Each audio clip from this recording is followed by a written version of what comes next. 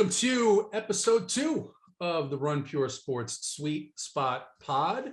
You're listening to this on the Run Pure Podcast Network. Subscribe to this podcast. Subscribe to the Run Pure Sports channel on Apple Podcasts, on Google Play Wishbone, and anywhere else you get these podcasts. We're just a little bit less than a week into the Major League Baseball season. Like I said, episode 2 here.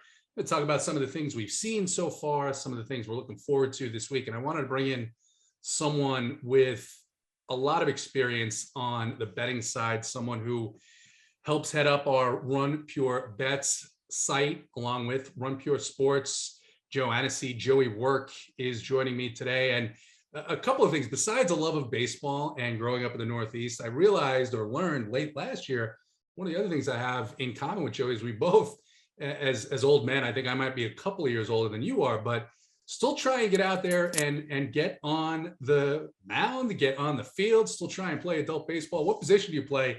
I think the people want to know. And how are you doing today? Good. Well, thanks for having me on. I am a lefty, batting and throwing, so it's either first base or the outfield. I have maybe graduated to slow pitch softball. We did go out to Florida during the summer. We played against Omar Infante. So there was a couple ex-major leaguers over there. So, actually playing hardball baseball. So, and it's my little brother's team. He's a couple years young, about 5 years younger than me. So they could keep up. For me, I'm now 32. So I have graduated to slow pitch softball, and I'm happy with it. Yeah, you're more than a couple of years younger than I am. And the thought of playing against former major leaguers makes me sick to my stomach right now. So congrats to you for getting out there and going down to Florida. I was there a couple of months ago in February to kick off the season. And it is just nothing like getting out there. If you love the game, if you grew up playing the game like we did, to still be able to do it. I'll probably keep going until I can't walk anymore. So but with that said, you have been doing this for a while. One of the things last year, first time I got to see your work and work with you a little bit, very impressed with the level of detail that you go into. We did a preview of the NL Central. You were dead right. I was dead wrong. I talked about some of the Pirates' young talent, and I think they've since all been traded. But the other thing that's unique about Run Pure Bets is you track all your bets daily. You can see, people can see, subscribers can see, or people who are thinking about subscribing, what the results are. Keg does the live package, the live betting shows. How'd you get started in this? What's your favorite part of it? And what are the things that you look at when you're trying to assess a particular bet, or for this upcoming Major League season, which is a little bit unique in terms of the shortened spring training and some of the different things we're seeing with teams bringing up younger kids a little bit earlier? Sure. Yeah, I've been doing this for at least betting baseball for almost over 10 years. Baseball is really my true passion. As we mentioned, I grew up playing baseball, still playing it. So, I dig a little deeper than numbers. I know a lot of people, if you just look at a surface level of numbers, more than likely you're not going to be profitable. You have to go deeper. You have to look. Like, I watch probably a baseball game a night, maybe not the full game, but I'll switch between a couple different games. So at least 162 games a year, when you check how many times they go to the bullpen, how many different arms are thrown, who you feel comfortable with, who the manager feel comfortable with. Like, these minor things that aren't included in numbers wise go a long way in being profitable long term, and a lot of my bets I keep to first 5. I like to keep, especially since the last couple years, I tried to get the volatility of the bullpen out of the way, because bullpens have been blowing up right and left. You can't trust the bullpen, especially the first couple of weeks. We don't have really much numbers on the bullpens. They had a couple different pieces from the year prior. You have to wait to see a little bit, get a little data on it. So a lot of my bets are based off of starting pitching and lineups, first 5s and whatnot. But as you mentioned, yes, every single play fully tracked, full transparency for the last 3 years. Every single play fully tracked. Them up over 100 units fully tracked the last 3 baseball seasons, including the 60-game season, which, was another obstacle, So with the shortened spring training this year, I didn't really, it didn't really throw me as much off as the 60-game season really did. And now the little implemented rules they have with, the shortened or they're starting a guy on second base. And now they're looking at obviously the shift doesn't start till next year, but they're looking at that. That'll be quite interesting. But we'll see where we go from there. Yeah, the shift, and it's interesting to me to see some teams still employing it like they did in years past, other teams moving away from it a little bit as if, hey, we know that we can't do this forever. Let's go ahead and see how we can play this game. And some of these teams doing it a little bit differently. If you're not a member, we've got a promo code going on right now, RPS Heater 25. That's 25% off your first month's payment. And you can basically, it's an a la carte menu. You can do just the daily fantasy sports. You can add on the Run Pure Bet site. You can do the SaberSim Optimizer, which is fantastic. And for the low price of $150 a month, you get all of Run Pure Sports content. So if you are not a subscriber, go ahead and check that out now. This is a baseball podcast. We're going to talk about baseball, but I want to talk also sometimes about some of the news of the day, of the week, the NBA season just ending. And this Lakers story with Frank Vogel, man, I mean, this was a difficult team this year. If not for the injury report, which always had at least LeBron James on it as questionable, I don't think we would have paid attention to the Lakers all season long. We know that LeBron, he's a Hall of Famer. There's no question about it. He's been a great champion. He can still go out there and have some of the best games that we've seen this year in the NBA, but he loves attention. That's his oxygen. And if not for him being questionable every day, I think we would have just said, all right, who do I want to play from the team that's playing the Lakers? And now their season, their roster, which is really, look, outside of LeBron, Anthony Davis, injury prone as he has been throughout his career this year, Russell Westbrook, the disastrous season, disastrous pairing, and a bunch of other really NBA has-beens who just don't look right on an NBA court now. And Frank Vogel pays the price, and this happens. And what's interesting about this is usually when head coaches get relieved of their duties, they are going to look for the next head coaching job. They want to stay. Some guys are going to go and be assistant coaches for a year, what have you. And so they don't really say much. It's been an honor to work here. This is a great team, just didn't work out. Frank Vogel, when asked, of course, the way this was handled by the Lakers, a little bit unique too. The rumors come out as he's coaching in his last game, and he says, hey, I haven't been told shit. And that's not something that a head coach normally does because they don't want other teams to remember their last press conference as coach. But anyway, Vogel gets relieved of his duties. And then like within 48 hours, there's sources, Joey, that are talking about LeBron would be enthused if Mark Jackson was on the short list of potential head coaches for the Lakers. Mark Jackson, he hasn't coached an NBA game in a few minutes.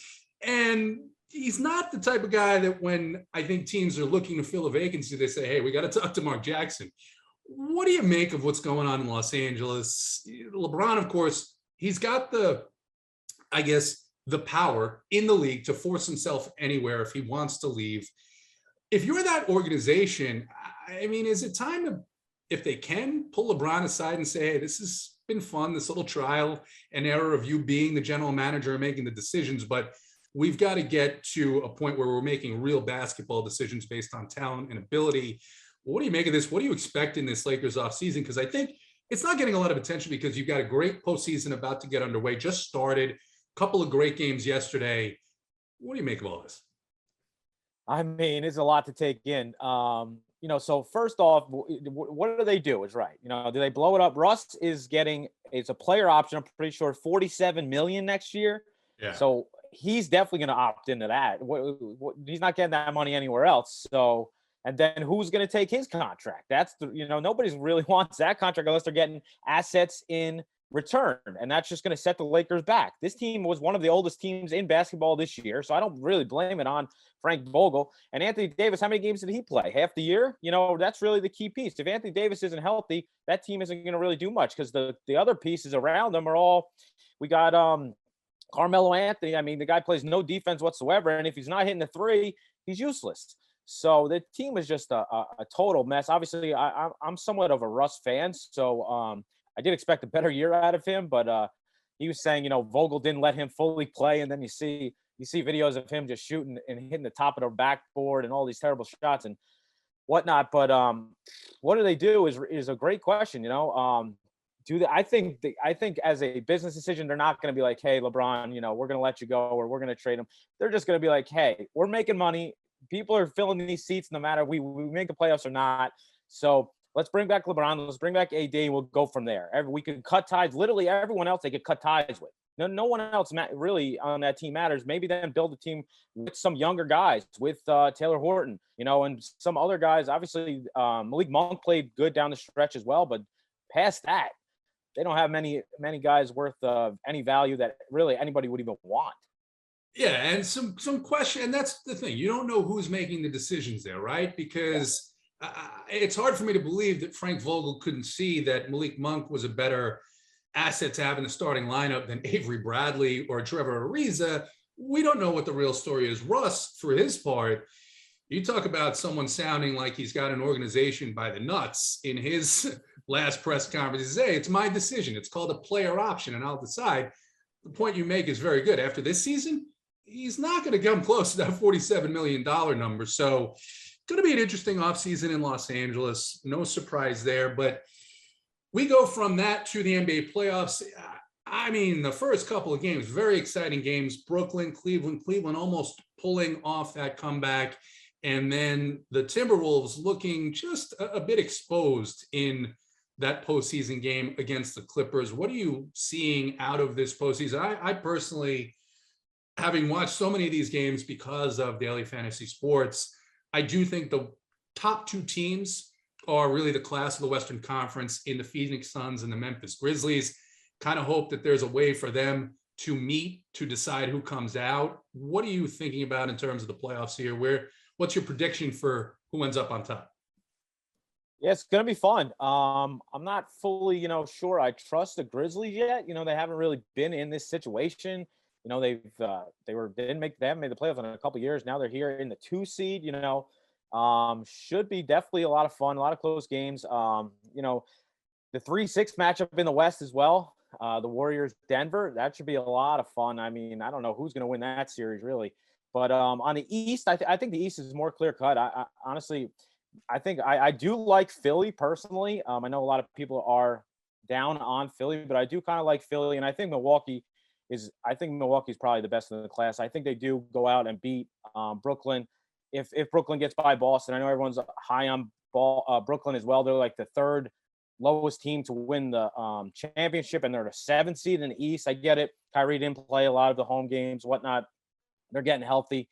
But, I mean, past that, they're, I'm not really scared of their bench. They're going to have to keep a short bench. And if either of them get in foul trouble, like Karl-Anthony Towns did last night, he got fouled out with like 9 minutes to go. But if that happens to one of their 2 bigs, I mean, there's definitely going to be some problems in Brooklyn. So in the East, I like Milwaukee or Philly. In the West, I'm probably leaning with either, the Warriors or Denver. Whoever comes out of that, I do like. And then Phoenix is definitely the class, the team to beat, I think. Yeah. Boston played fantastic down the stretch. Last couple of years, I mean, a lot of people down on Doc Rivers as a coach, but I think this season with what they had to deal with the situation with Ben Simmons, bringing in James Harden for the short time that he's been there, he hasn't been the James Harden that he's been other places, probably some of that yielding a little bit to Joel Embiid, but will be interesting to see who comes out of the East. Who's your MVP of the NBA regular season? Oh, man. So it's either between Jokic or Embiid, right? I guess you got to pick one of the two. I'd probably lean Embiid just because, you take him off that team. I mean, I guess you could say it for both. You take them both off the team. They probably neither team makes the playoffs. Obviously, I just didn't think Embiid did more without Harden to make this team. They're the 3 seed in the East. 3 seed compared to 6 seed is the difference. I understand the West is definitely harder than the East for sure, but personally, I'm going to take Embiid. And also, my guy Tyler definitely gave out Embiid at like 8-1 to win the MVP. So I am rooting for that as well. Pretty good odds there. And yeah, he's definitely in the top 2. I personally lean Joker just because I think, Embiid did a great job, got Harden there at the end, at least for the last month of the season. If Nikola Jokic is not on that Denver team, and not only are they not making the playoffs, I think they're thinking about maybe having a tank and get some draft picks. So I mean, it's close though. I agree. Without Embiid, Philly be in a very similar spot. So first week of the Major League Baseball season, where tomorrow I think is the 1 week of the season, and some interesting things that we've seen here. For me, my impressions of the first week, somewhat what I expected, right? You're coming off of a short spring training. No team is going to be, at least we don't expect, to go out and win all their games right off the bat. We've seen some struggles here, especially I think with the player movement. A lot of players switching teams, a lot of guys in new places.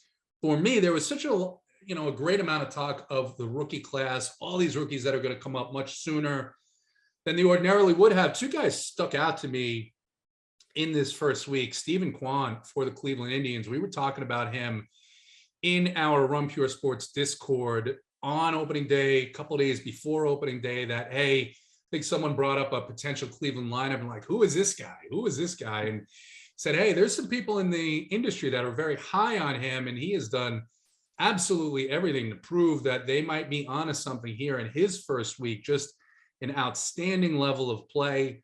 Hunter Green for the Cincinnati Reds, one of the most impressive first starts of a major league career against the Atlanta Braves, and we'll talk a little bit more about them later.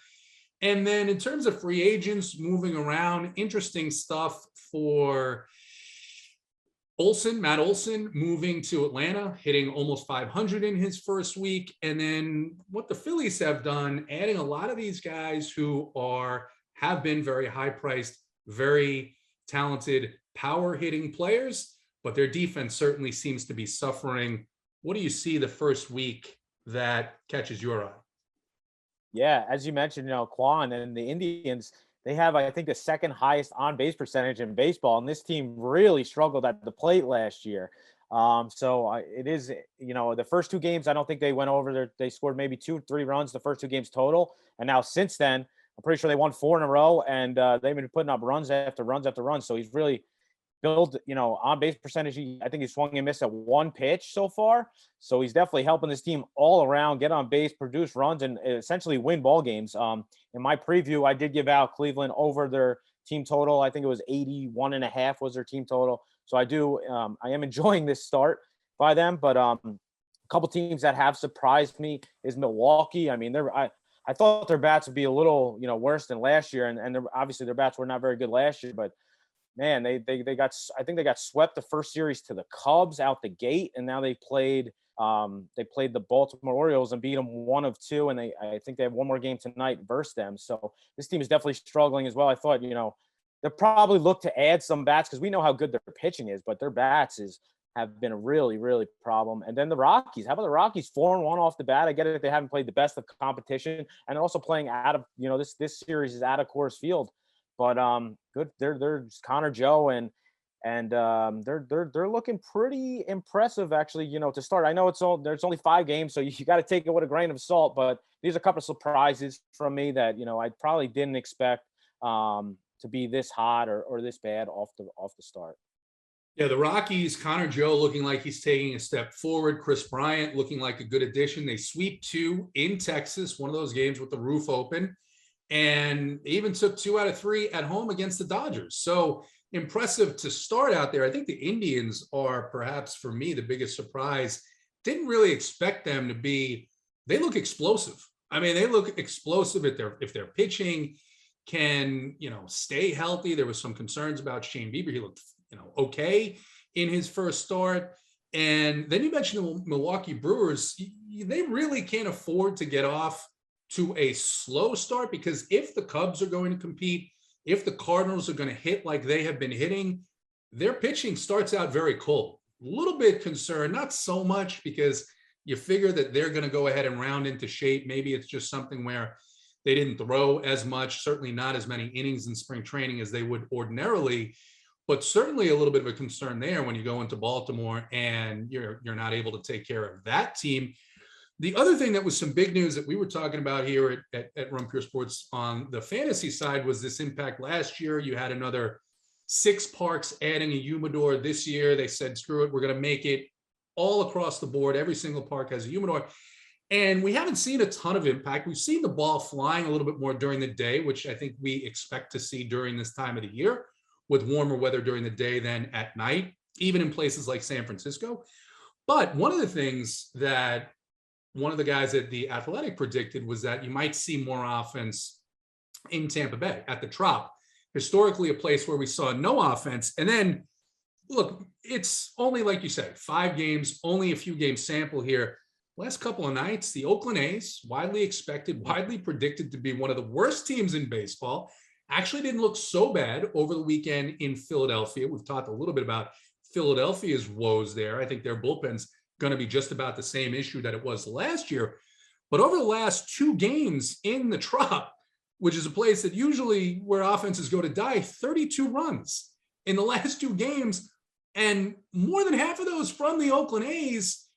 Is there something, do you think? I mean, I don't think I've ever seen that many runs scored in the Trop in a 2-game series. It's way too early to make any conclusions, but was that just a symptom or a result of Tampa Bay pitching getting hurt, and then maybe these bullpens not being in shape? What do you think about that series so far?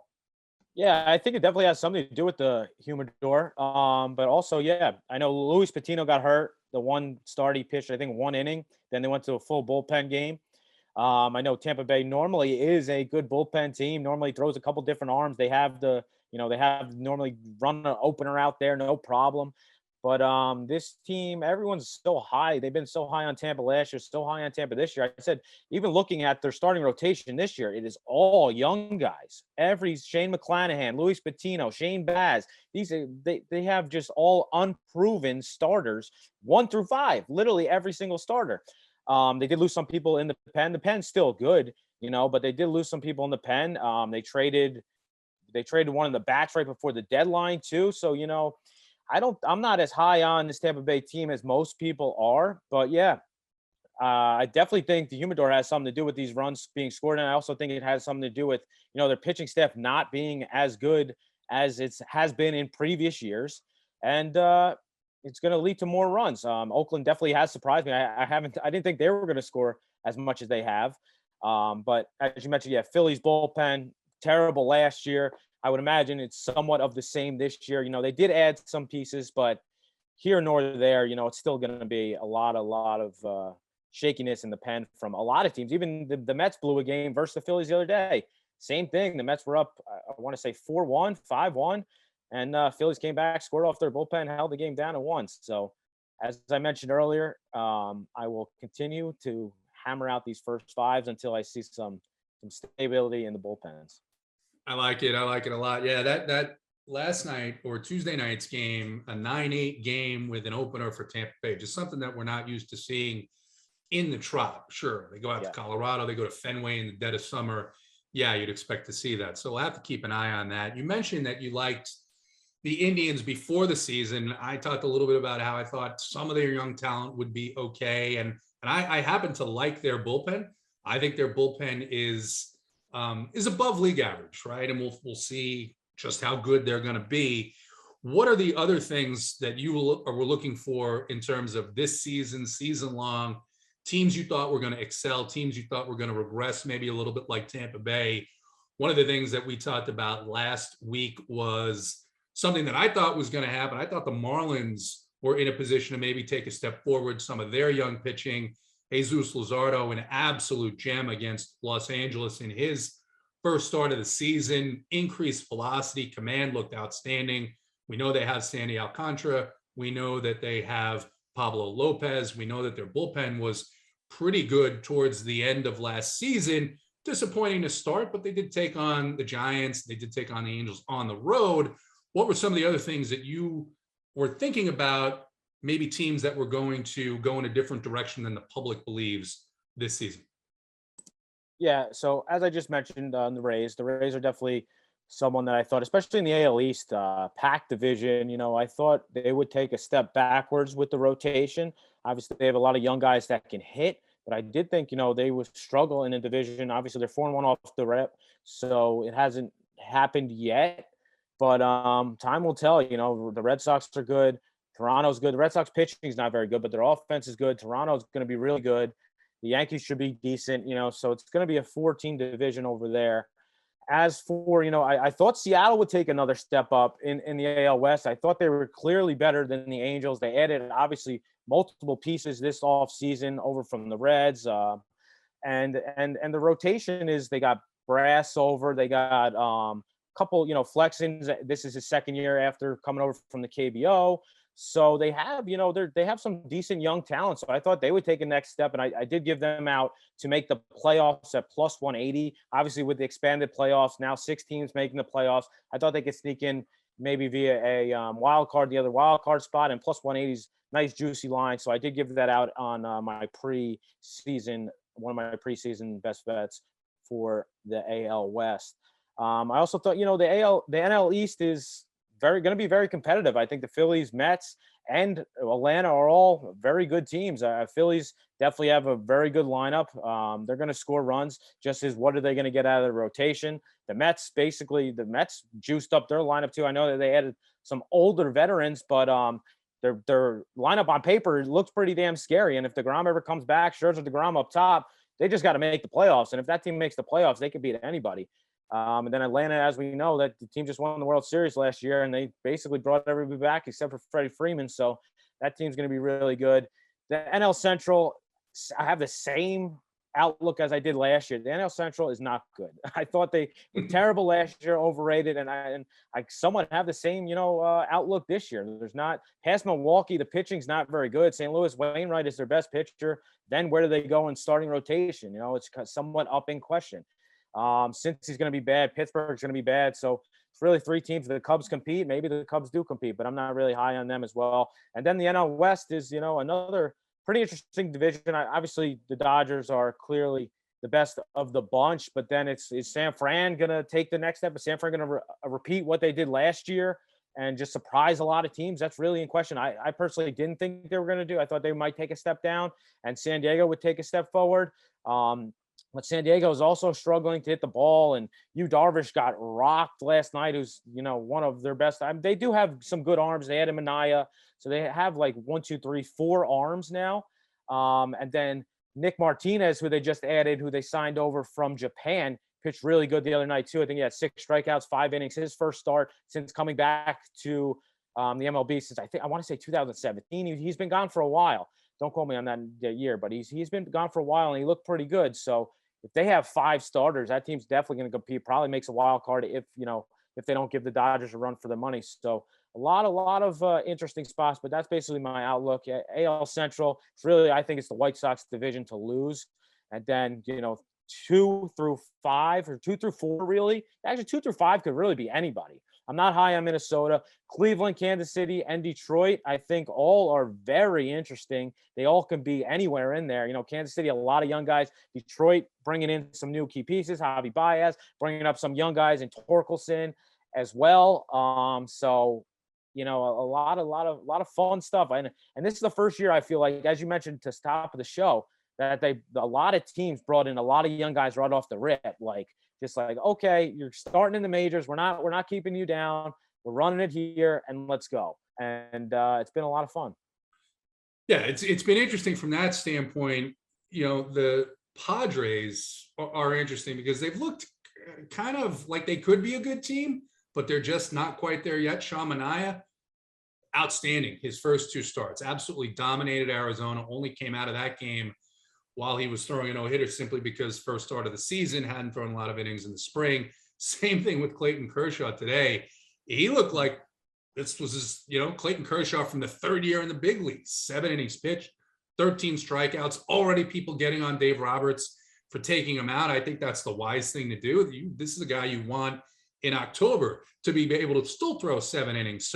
But if Kershaw can continue this and be healthy this season, I think that is a pretty significant difference maker for what looks to me like just almost easily the best batting lineup in Major League Baseball. They really should have no problem coming out of the National League West. I mean, you see them the first week. Like I said, they did drop 2 or 3 in Colorado, but I'm not going to hold that against them this early in the season. And then the Braves, 2 and 3 to start. Not a big deal. None of these records are a big deal. But one thing that I think is different that the Braves are going to have to get used to is no longer are opposing teams looking at this as a nice trip to a nice place where there's some good nightlife and you play a couple of games and you move on. Braves need to get used to being the champs. And that when people come in here, just like when they go in to play the Dodgers in years past or the Astros, or when they always go into Yankee Stadium, they're coming to play. And they're going to take every team's best shot. I think it's maybe been a little bit surprising early on. Talked about that dominant performance by Hunter Green. And I think one of the issues, yes, Braves still have a very good lineup. I really like what they did in the bullpen. But last year, this was the case as well. They're going to be susceptible with that lineup to power right-handed pitchers with good sliders. And that's exactly what Hunter Green did to them in his first start of his career. It's what Josiah Gray did to them on Wednesday afternoon in winning that game. And then some really bad pitching around the league. Kansas City's bullpen just looks like a place to target right now after that first series. Yes, not every team has what looks to be the talent of the Cleveland Guardians, but I think that spot, as well as maybe some of the Diamondbacks. Diamondbacks are a weird organization right now. They have talent. It just doesn't seem to fit together. And then you mentioned the New York Mets. And I am, after growing up in New York and being a Mets fan and just being disappointed every single year and upset with the way that the Wilpons ran the franchise, now got a new owner, ton of money, wants to do different things, wants to spend money. And, you know, what happened before the season, bad sign with DeGrom getting hurt, a scare with Scherzer. Scherzer looks just fine his first couple of starts. Hopefully DeGrom can come back for the Mets in a couple of months. Bullpen, they had an injury there that I think that we'll see some improvement. It's just a matter of staying healthy there. And I'm down on the Phillies. I think that because of their bullpen, be interesting to see if their pieces, their defense just, Joey, doesn't look like it's championship caliber. And I don't know, with the pitching talent of the National League East, who they're going to face more often than anyone else, do you think Philadelphia can hang and be there at the end? Honestly, I think they're a little better than they are last year. You know, last year I thought, I think they were 1 or 2 games away from making the playoffs last year. And their bullpen was as bad. They blown how many games that bullpen blow last year? A shit ton.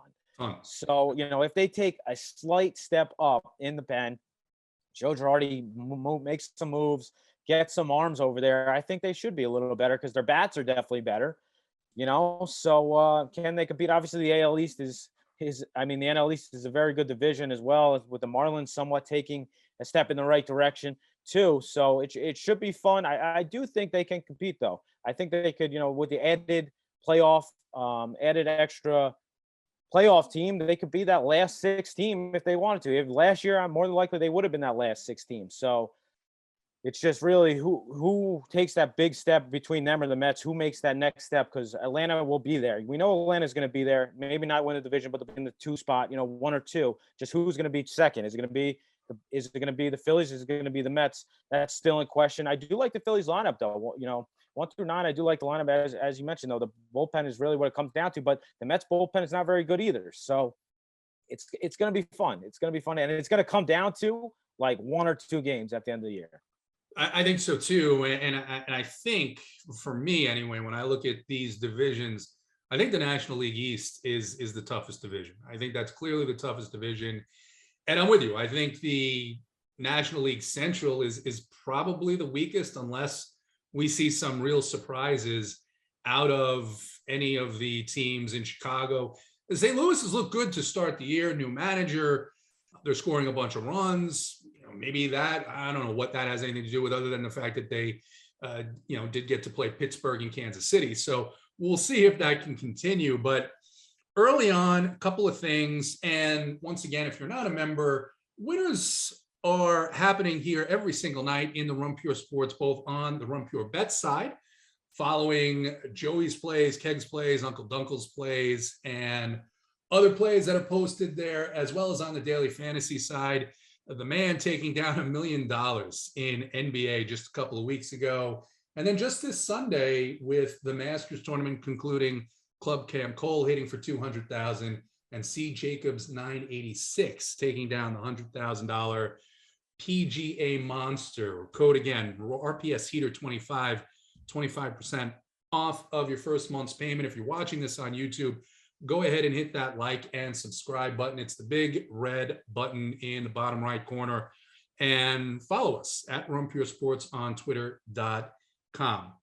Before we move on to talk about some of the interesting series that are going to happen later this week and over the weekend, we were worried, a little bit concerned. People were in baseball and in the industry about an increased risk of injury for pitchers as this season started. And already Lucas Giolito headed to the injured list with an oblique injury, John Gray with a blister, Luis Patino of the Rays with what looks like an oblique as well. You reading anything into this early, or you think these are things that would have happened anyway throughout the season as players start to get into the mix of the fast pace of competition? Yeah, it probably has a little bit to do with that. They didn't get a full spring training in for sure, especially the younger guys, I feel. But like Giolito, I mean, he's bound to get injured every year, I feel. So I wouldn't look that much into Giolito.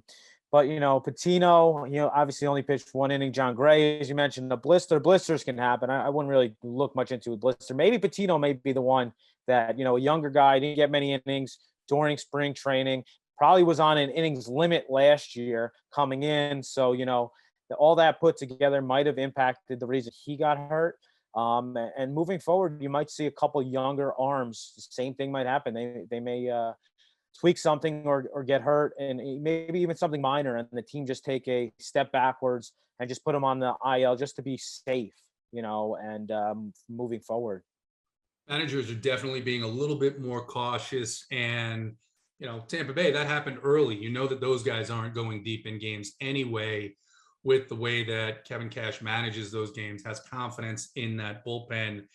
Interesting schedule this year. We're going to see it. We're going to see teams have to play double headers. Every team playing several double headers this season.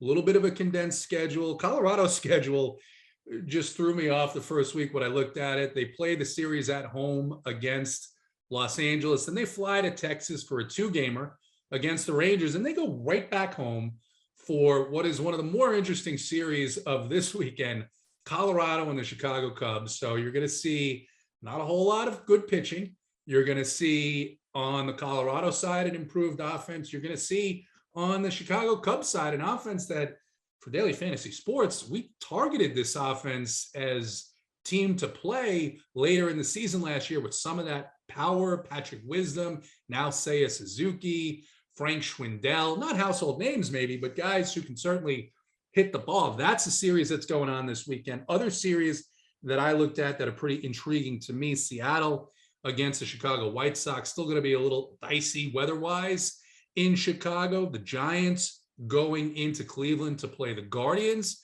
Interesting matchup there. The Cardinals playing in Milwaukee, with Milwaukee struggling out of the gate. And then a series that potentially could see a lot of runs, a lot of fireworks, Detroit and Kansas City.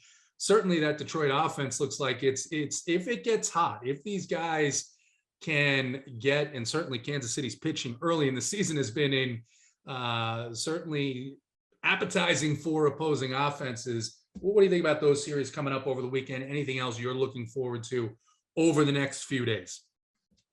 Yeah, I mean, let's not forget Atlanta is going to San Diego. That should be a fun series as well. And then, Cincinnati's versus the Dodgers. Should be fun. A lot of teams are slowly getting into the swing of things. So now when we would start to see, offenses probably start to tick it up a little bit, I would expect, because the first couple weeks, the under has been hitting. I want to say the under is hit 40 or 30 more games than the over. So, especially the first series, the first 3 games, definitely the under was heavy to the under. Now we're starting to see the runs tick up. And as we gradually go, I think the runs will slowly tick up a little bit more. Have to get a little comfortable once you see the starter, a couple more times, especially the young guys. You get to see some tape on the starters. I would expect a little regression their way. But I'm just very, very excited that baseball is back. I felt like it's been a long time coming. A lot of people were hesitant that we were going to get a full 162, but I kept pushing on Twitter. Actually, had someone bet me that they weren't going to play 162. shout out to him. He paid me and everything. But yeah, I'm very interested. I'm very excited for it to keep going. You know, Colorado, Chicago should be fun. Is Colorado going to keep this up? Chicago are they going to have, you know, they potentially could both be 4-2, 4-1, or 5-1, 4-2 going into this series. So I didn't expect that. That's for sure. So we'll see where it goes from here. It's a series with a lot of big power guys and pitching that can serve up a lot of home runs, both on the starting rotation as well as the bullpen. You mentioned Atlanta going out to San Diego. San Diego, another one of those parks that they mentioned in the same vein as the Trop, where, hey, this is a place where it can get humid and this may have an impact in terms of raising some of the offense there. So that's something to keep an eye on. The Dodgers, Cody Bellinger hit a home run today. A lot of people down on Cody Bellinger. Obviously not a very good season last season. If he starts to hit, Gavin Lux hit a home run today, Austin Barnes hit a home run today, Muncy hit a home run today. Look, if you get production out of Cody Bellinger anywhere near, well, let's say 50% of what he gave them 2 years ago, you get the catchers involved. We know about Will Smith being a monster at the plate. If Austin Barnes hits, if Gavin Lux develops into the player that we've heard he has been, forget about it. Just forget about it for the National League West. It's just a matter of they're going to outscore their competition. Very, very scary for these teams. I saw it. It was iffy before the season. I was one of the guys who said, I'm not sure. I'm hearing a lot of negative things in terms of whether or not this deal is going to happen. But you were on Twitter every day posting optimism, posting some of the best home runs, some of the best pitches that you had seen. So kudos. It's here. We're enjoying it. We're going to enjoy it this season. Once again, join Run Pure Sports, Run Pure Bets. Joey, where can the people find you? And what are you usually producing? I know you put out some content during the season last year, some YouTube videos. What are you planning on doing for this year? Yep. So you can find me on Twitter at Joey Work, WERK. I do videos every Tuesday, Wednesday, and Sunday on the Run Pure Bets YouTube channel. I normally give out a free pick on Tuesday, normally run through the whole card. Well, it'll be Tuesday, so it'll be for Tuesday night for Wednesday's games, and then Wednesday night for Thursday's games. Usually Wednesday, I'll do a whole run through of the entire card on Thursday. So I'll go through my thoughts game by game. You could interact with me in the chat, normally like a half hour to an hour long show. And then Sunday, it's me, Holden, and JJ doing a full run through of every game. I may throw in, as I might come on these shows with you more often. I may throw in another show in there, maybe even just a YouTube or a Twitter play where I just throw out on Twitter a quick little minute video on a free play. So make sure to follow me over there. You can sign up at Run Pure Bets. As we mentioned at the top of the show, every single play is fully tracked. If you go to other places, more than likely they ain't going to track them because they're not long-term winners. Clearly, every single play, full-term tracked. It's been shown in the results. Last year, I was up 40 units in MLB last year, and this year we're already started. I'm 11-5 to start this year, up 6 units. So the good mojo continues. Thank you, everybody, for the support. Yeah, hot start this year, and I am very appreciative of that Sunday show because that means that Holden has some incentive to get us out of there on the daily fantasy show on time so that we can start making lineups, and he's not going to sit there and tell us weird stories. And yes, definitely want to have you back on here every couple of weeks to touch base, talk about what trends you're seeing. Joey Anici, aka Joey Work, one of the hardest working guys in the sports betting industry. Thanks for joining us on the Sweet Spot Pod. For Joey, I'm JT Hayes at JT Hayes Jr. on Twitter.com, and of course at Run Pure Sports. We will see you next week.